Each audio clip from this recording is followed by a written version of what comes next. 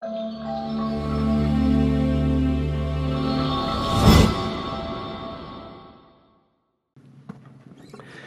ar-Rahman ar-Rahim, Monsieur le Président d'Université, Monsieur le Doyen, chers professeurs, chers amis, honorable assistance, pour moi, c'est un moment extraordinaire de joie, de satisfaction de me retrouver avec mes amis à l'occasion de cette belle rencontre.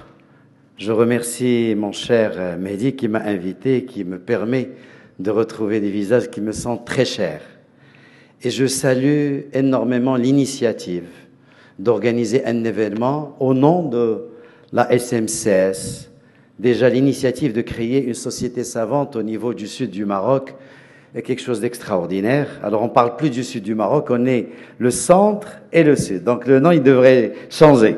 Sa Majesté, que Dieu le glorifie, a bien voulu consacrer Agadir et Souss-Massa comme centre du Maroc. Et justement, cette société savante peut parfaitement articuler entre les compétences du centre et du sud. Je trouve que cette initiative est louable dans la mesure où elle constitue une véritable plateforme d'échange, de formation, d'échange de bonnes pratiques, mais également de plateaux techniques. Et ce qui est beau dans cette histoire, c'est justement faire appel aussi bien aux chirurgiens privés que publics. Et c'est quelque chose d'extraordinaire qu'on n'a pas l'occasion de voir. Et je pense que là, on est complètement orienté et destiné à travailler ensemble la main dans la main. Je pense que la philosophie du GST est dans ce sens. C'est pour vraiment mutualiser les moyens, les ressources, les compétences et avoir une médecine beaucoup plus inclusive, une médecine beaucoup plus humaine et une meilleure médecine. Je voudrais également souligner, sans vraiment vouloir m'immiscer dans votre science qui est très belle et qui est en développement incroyable, et donc sans vouloir m'immiscer, je voudrais saluer et dire à quel point il y a des prouesses fulgurantes, un progrès extraordinaire de la chirurgie et qui nous a permis d'avoir des résultats formidables, notamment en réduisant les risques d'une opération chirurgicale, mais également en ayant des précisions d'intervention exceptionnelles. Et je ne peux pas manquer l'occasion d'évoquer l'importance aussi, et j'en ai parlé tout à l'heure à Mehdi, de la microchirurgie, de la chirurgie robotisée, mais également de l'intervention de l'intelligence artificielle dans ce domaine. Aujourd'hui, grâce à ces technologies, nous pouvons avoir des approches non invasives. On peut réduire le temps d'hospitalisation et avoir un confort de rétablissement extraordinaire.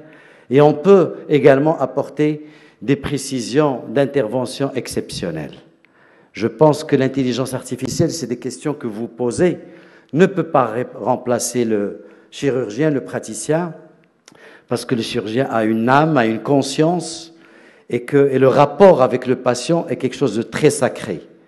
Et puis les chirurgiens, et ça vous le savez mieux que moi, a une capacité d'adaptation par rapport à un risque qui peut surgir que ne peut pas avoir un algorithme tout simple. On peut bien rentrer toutes les données sur une région, sur un organe, mais le chirurgien, pendant son acte, je pense qu'il peut improviser. Et cette improvisation fait partie de la compétence que peut justement faire valoir ce chirurgien. Demain, il y a également des avancées technologiques d'innovation exceptionnelles, notamment la réalité augmentée qui pourra nous donner des organes en 3D et d'avoir les coins et recoins de ces organes. Et donc, c'est également d'autres possibilités pour les chirurgiens à accéder à des tumeurs, à des pathologies assez profondes.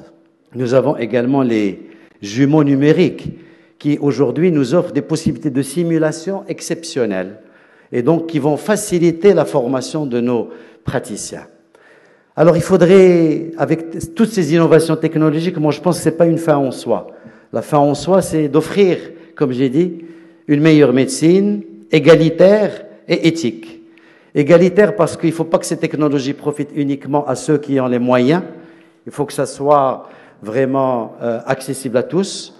Et éthique parce qu'il faut que ces innovations soient au service du patient, mais pas l'inverse.